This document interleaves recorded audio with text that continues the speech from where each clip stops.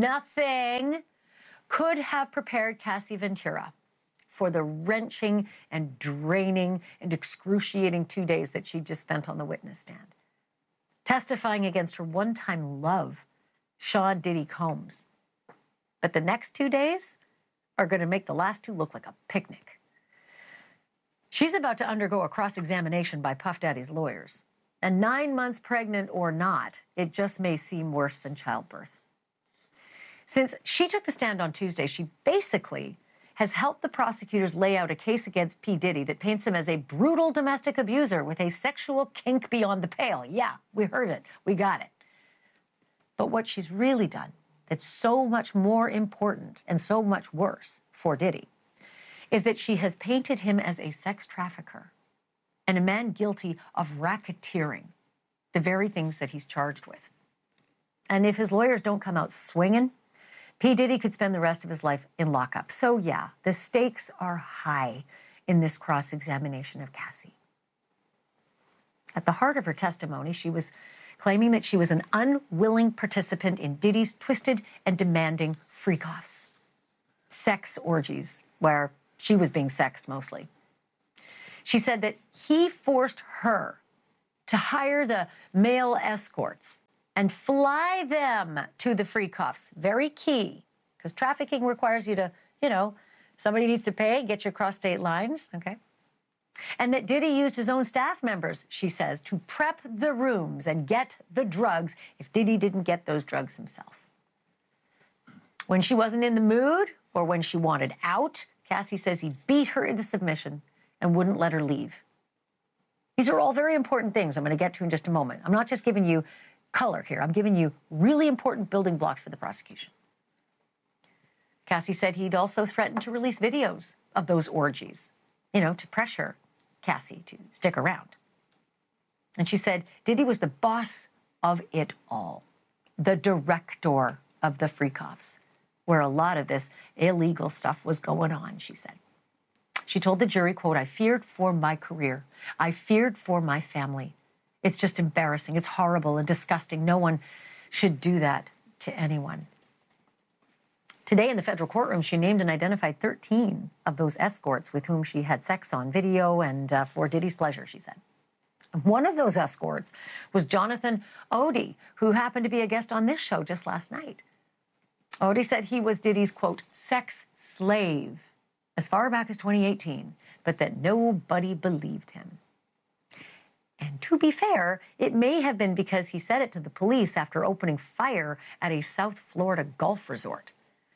Yesterday, though, in an exclusive jailhouse interview, Odie repeated his story to NewsNation producer Allison Weiner. And he described what a freak-off actually looked like from inside the room. Candles, sensual atmosphere, lights off. He would sit in a corner in a sofa, watch and masturbate. And he'd say, he'd tell her, give her instructions what to do to me. Perform oral sex, rub baby oil. Then he'd tell me rub baby on her, perform oral sex, and then have sex.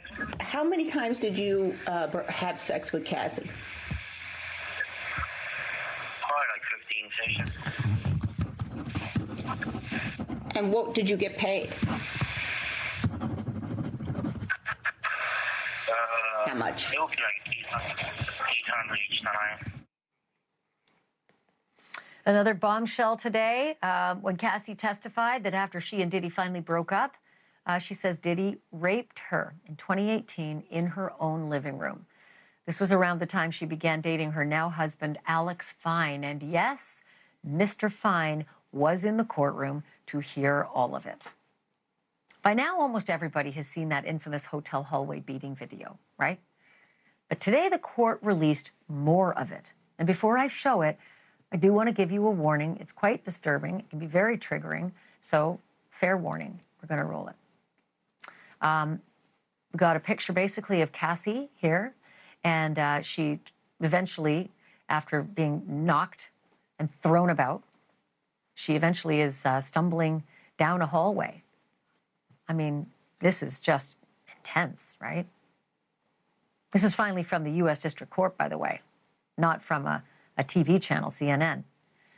So this is important because these are angles we hadn't seen up until now. Again, Cassie had a black eye and a bloody lip. And she said she ended up that way because she was beaten by Diddy right here in this moment because she had escaped his freak-off. She says she fled to her apartment after this and that she took selfies of her bruises, which, by the way, she said she had to cover with makeup 2 days later at a movie premiere, this movie premiere. This is her. She said she was thick with makeup to get rid of the black eye, but she said some of the bruises on her body were still quite visible, especially the ones on her inner thighs, she said. And while the judges ruled that the freak-off videos are not going to be seen by the public, today the jury saw 5 screen grabs of the freak-off videos. And at least one juror, a man, looked away. But here's the thing. Diddy is not charged with rape. Diddy is not charged with domestic abuse or drug offenses. He is charged with sex trafficking and racketeering, violating the RICO Act, which means the feds are trying to prove that he ran a criminal enterprise using his staff, his money, his power to indulge his own appetites at any cost. Let's unpack some of this with my friend Mark Geragos, defense attorney and co-host of the hit podcasts Reasonable Doubt and Two Angry Men. Okay, Geragos, first I have to ask right off the bat, nobody seems to have been able to get this from you. Are you or aren't you a member of Diddy's defense team in any way? Actually, I thought I was here to talk Menendez, so I'll avoid that question. So next. Okay, you can't answer that question. You are here actually to, is it okay to talk Diddy? Did I stun you?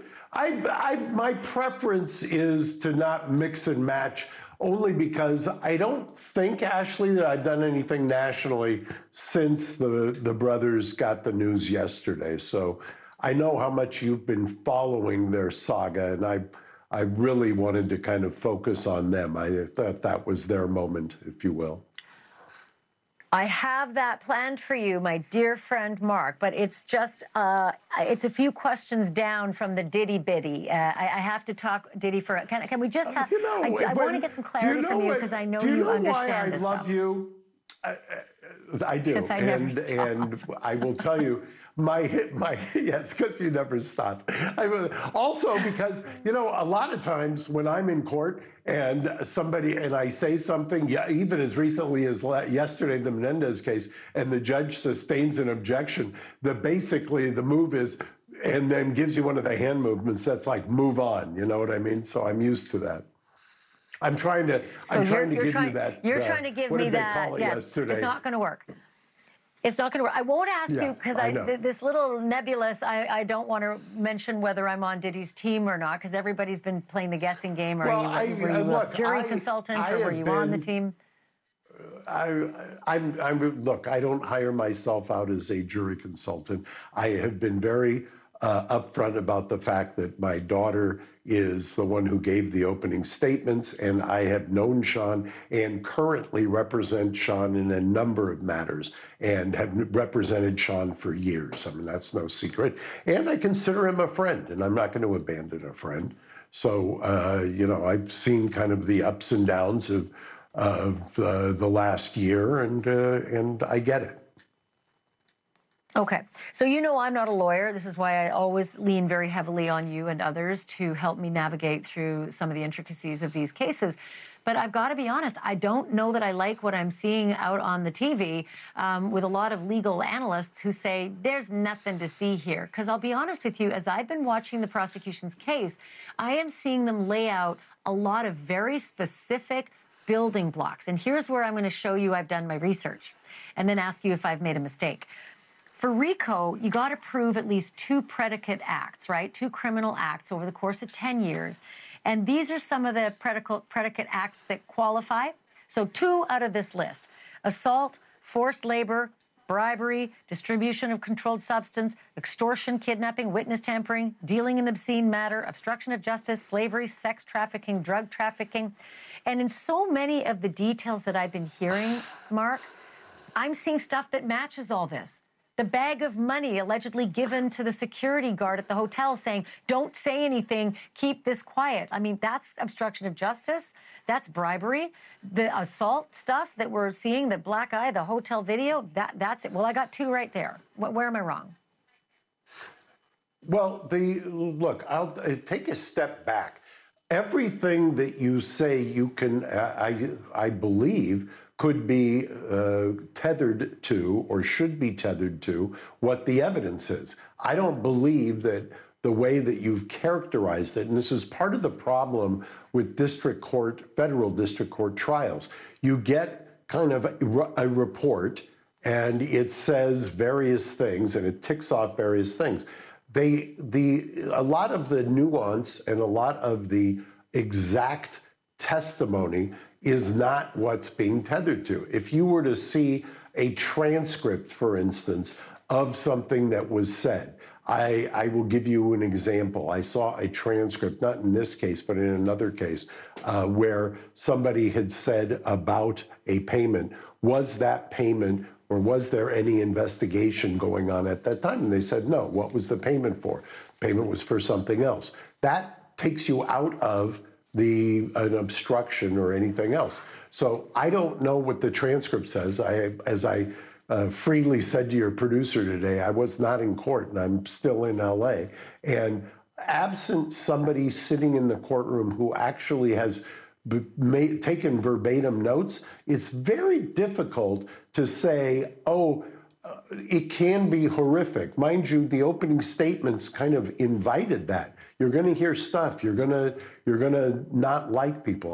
You and I have talked about that for years in other kinds of cases, where you'll do an opening statement and you will concede that your clients may be bad people or jerks or mean, but it's not necessarily criminal. And so I think you have to be very careful before you say, this is horrible, oh, therefore there's a building block.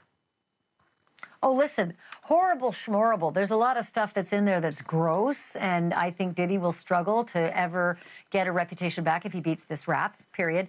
But the dangerous stuff that could put him away forever, I feel these were some building blocks, and that at the head of the enterprise, he's using staff members to get these free coughs, which are, dens of illegal activity. He's using staff members to set them up, which is the man directing the illegal activity. All that, to me, screams RICO. Now, I guess it's all up to the corroborating witnesses. If people are going to come in, and it won't just be he said, she said, but if the jury can hear more from others and be convinced. Now, like you said, you wanted to talk Menendez, and I know you have a hard stop in 3.5 minutes. I'll finish.